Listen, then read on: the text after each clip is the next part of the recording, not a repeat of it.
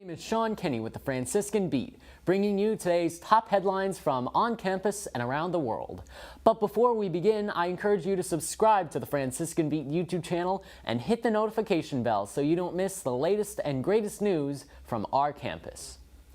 Twitter has removed a user who promoted a flag celebrating youth-attracted persons, also known as pedophiles.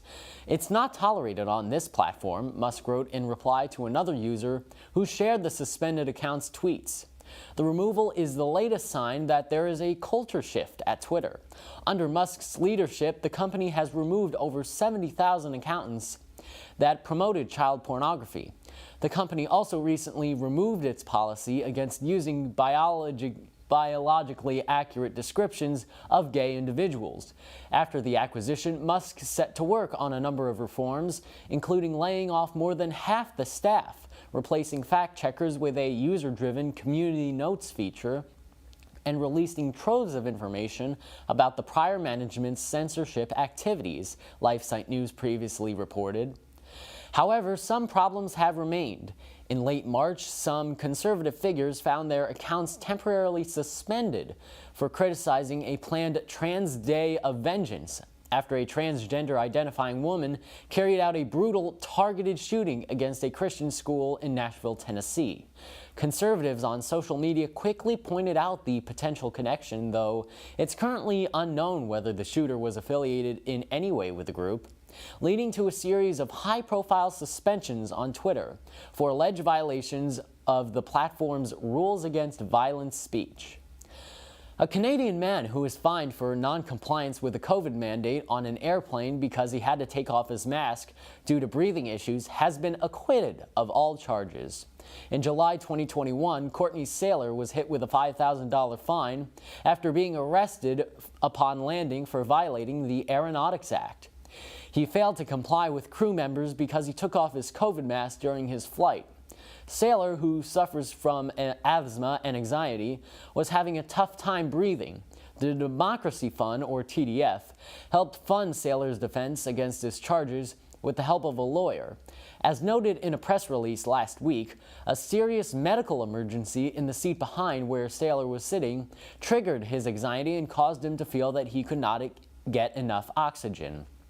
He did not reapply his mask when instructed to do so by Air Canada flight attendants and was subsequently arrested by police upon arrival in Calgary, the TDF noted.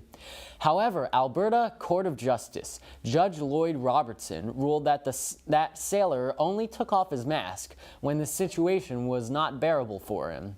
He said that Saylor had followed the mask mandate before the incident and needed to take off the mask to increase his intake to prevent the situation from becoming much worse.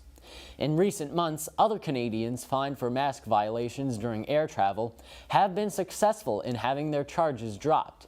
The Trudeau government had a mandatory COVID-related masking mandate in place for air travel as well as in all federal buildings since April of 2020, but it was dropped in October of 2022. New mega-giant railroad, CPKC, formerly consisting of the Kansas City Southern and Canadian Pacific Railroads, will launch their first new service, a pair of intermodal trains linking Chicago and Mexico that will launch on May 11th, carrying containers from new customers Schneider and Knight-Swift. Two daily express freight trains will link Chicago with Laredo, Texas, Monterrey, Mexico, and Mexico City, with third-day service to Laredo, fourth-day service to Monterrey, and fifth-day service to Mexico City. The trains will offer transit times that are competitive with over-the-road trucks and be the fastest cross-border intermodal service, CPKC CMO John Brooks told investors and analysts on the railway's earnings call on Wednesday afternoon. CPKC officials have been busy tying the railroads together and preparing for a smooth integration since the CP and KCS officially merged on April 14th. CPKC Chief Operating Officer Mark Redd says performance metrics are starting to stabilize in Mexico after a bout with labor-related congestion this year. CPKC is taking a back-to-the-basics approach, with a focus on yard dwell, reducing car fleets, and optimizing the number of locomotives in rail yards. We'll just get the number 2 pencil out and start railroading, Red says. And now on to campus news. Excite has sold out their tickets for tomorrow night's upperclassmen spring formal in Pittsburgh. According to the student bulletin, interest in the spring formal has increased since previous years. And new for this year, a special waitlist was formed for seniors who still want a ticket but weren't able to get one.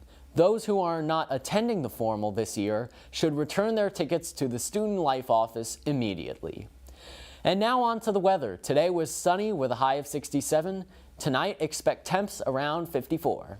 Tomorrow's going to be rainy with a high of 51. And next few days are going to be rainy with temps averaging around the mid-50s. And that about wraps it up for today. Thank you for tuning in to the Franciscan Beat News Show. My name is Sean Kenny, and we will all see you all tomorrow. Good night, Steubenville.